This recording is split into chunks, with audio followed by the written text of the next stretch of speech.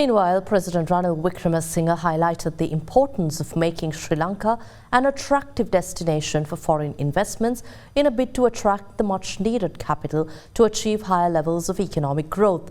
Addressing an event in Colombo, the President said that investment processes in Sri Lanka will be streamlined with the introduction of a new economic commission, which will be one-stop shop.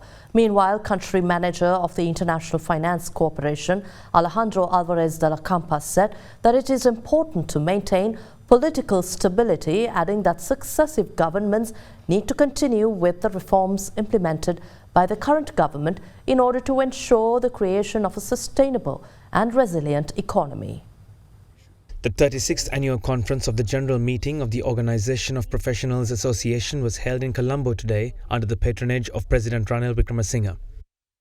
We should see the economic recovery as a long-distance race, as a marathon. We believe that Sri Lanka still has a lot of potential to enhance their trade regime, not only through bilateral trade agreements, but also through trade liberalization and the reduction of tariffs.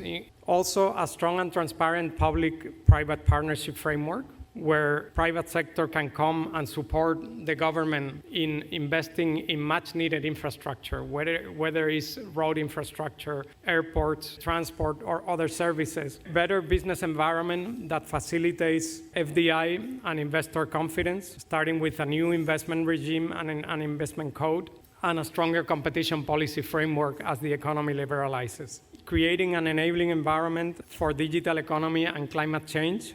Digital economy can increase transparency and governance, but also can be an engine of growth for private companies that will create innovation and jobs. Climate-related policies will also make the economy more competitive and help in reduce the fiscal burden through the introduction of things like climate financing. Since this is a long-distance race, it is essential that there is political stability that will continue with the pace of the reforms. This government is implementing many reforms and is on the right path to recovery, but successive governments will have to do the same and continue with the reform process to make sure that we create a sustainable and resilient economy for the future. Compared to last year, we have hope for the future. We can plan for the future, and without fear, we must go ahead. And when the then Prime Minister, Mr. Mahinda Rajapaksa, had to resign, and the President decided to call the leader of the opposition, he just ran away. I think this is a Guinness record that has to go in. When he did that, you are given a government and you run away. When I was called,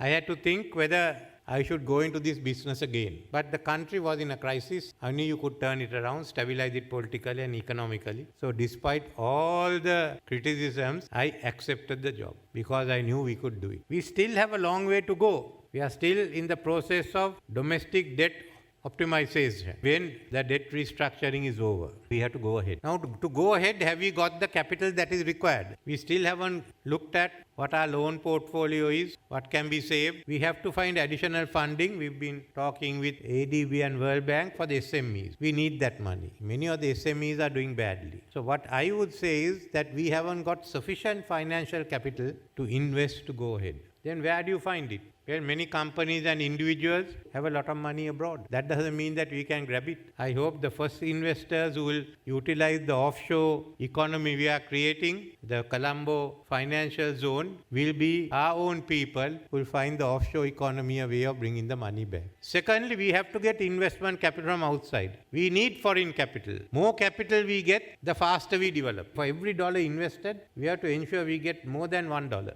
How do we do it? Then we have to encourage it to come. That's why you have to ensure that our economy is working. So we're looking at establishing a new economic commission, doing away with BOI and EDB. We have to streamline our investment procedure. We have to be attractive. So all other countries are going to compete. If you don't want to do that, don't expect us to develop fast. We want a highly competitive economy with a high rate of growth so that in 2048, we'll be a prosperous society. That should be our aim.